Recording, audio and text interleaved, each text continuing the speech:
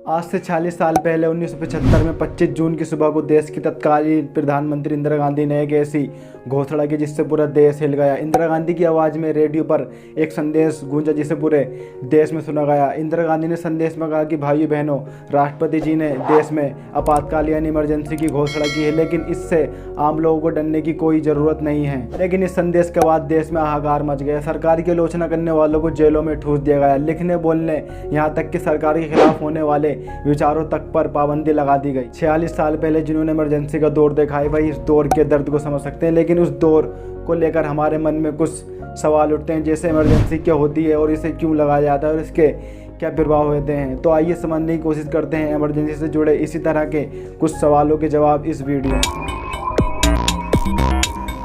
आइए पहले समझते हैं आखिर इमरजेंसी होती क्या है। तो इमरजेंसी भारतीय संविधान में एक ऐसा प्रावधान है जिसका इस्तेमाल तब किया जाता है जब देश को किसी आंतरिक, बाहरी या आर्थिक रूप से किसी तरह के खतरे की आशंका होती है। ऐसे में सवाल उठता है कि इमरजेंसी की ज़रूरत क्यों है। तो भारतीय संविधान निर्माताओं ने आपातकाल यानी इमरजेंसी की कल्पना ऐसे वक्त को ध्यान में रखकर की थी जिसमें देश की एकता, अखंडता और सुरक्षा खतरे में हो। इसी को ध्यान में रखकर संविधान में कुछ ऐसे प्रावधान बनाए गए जिसके तहत केंद्र सरकार बिना किसी रोक टोक के गंभीर फैसले ले सके। एग्जाम्पल के लिए, अगर कोई पड़ोसी देश हम पर हमला करता है तो हमारी सरकार को जवाबी हमले के लिए संसद में किसी तरह का बिल पास न कराना पड़े, क्योंकि देश में संसदीय लोकतंत्र है। इसलिए देश को किसी भी देश से युद्ध करने के लिए पहले संसद में बिल पास कराना होता है। लेकिन आपात स्थितियों के लिए संविधान में कुछ ऐसे प्रावधान हैं जिसके तहत केंद्र सरकार के पास ज़्यादा शक्तियाँ आ जाती हैं और केंद्र सरकार अपने हिसाब से फैसले लेने में योग्य हो जाती है। केंद्र सरकार को शक्तियाँ देश को इमरजेंसी की स्थिति से बाहर निकालने के लिए मिलती हैं। भारतीय संविधान में 3 तरह की इमरजेंसियों का जिक्र है। पहला है राष्ट्रीय आपातकाल यानी नेशनल इमरजेंसी। से देश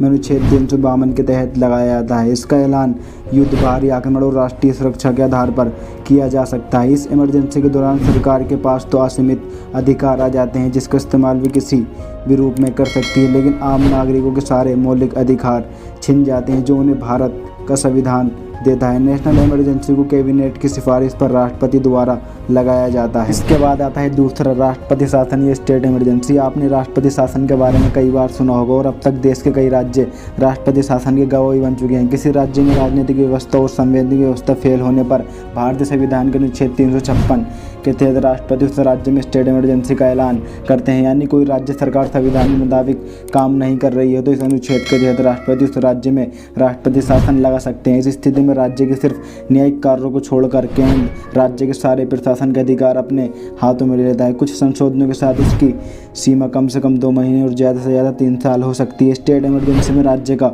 नियंत्रण एक निर्वाचित मुख्यमंत्री के बजाय देश के राष्ट्रपति के हाथों में चला जाता है। इस दौरान राज्य के राज्यपाल को कार्यकारी अधिकार मिलते हैं। बात है तीसरा आर्थिक आपातकाल यानी इकोनॉमिक इमरजेंसी। देश के संविधान में आर्थिक आपातकाल का भी जिक्र है। अनुच्छेद 360 के तहत राष्ट्रपति आर्थिक आपातकाल की घोषणा देश पर मंडरा रहे आर्थिक संकट के दौरान कर सकते हैं। हालांकि देश में कभी भी आर्थिक आपातकाल लागू नहीं हुआ है, लेकिन भारतीय संविधान राष्ट्रपति को ये शक्ति देता है कि अर्थव्यवस्था चौपट होने की कगार पर हो या सरकार दिवालिया होने की कगार पर हो तो अनुच्छेद 360 का इस्तेमाल किया जा सकता है। इकोनॉमिक इमरजेंसी के दौरान आम नागरिकों के पैसे और संपत्ति पर देश का अधिकार हो जाता है। तो दोस्तों, आपने अब तक जाना इमरजेंसी क्या है और ये कितने तरह की होती है। और आपको बता दें कि भारतीय संविधान में जिन 3 इमरजेंसियों का जिक्र है उनमें से आर्थिक यानी इकोनॉमिक इमरजेंसी को छोड़कर बाकी दोनों इमरजेंसी देश में लागू हो चुकी है। और अब तक देश में इमरजेंसी को 3 बार लगाया जा चुका है। पहला 26 अक्टूबर 1962 जब भारत और चीन के बीच युद्ध हुआ था। यहाँ पर युद्ध और देश की सुरक्षा को ध्यान में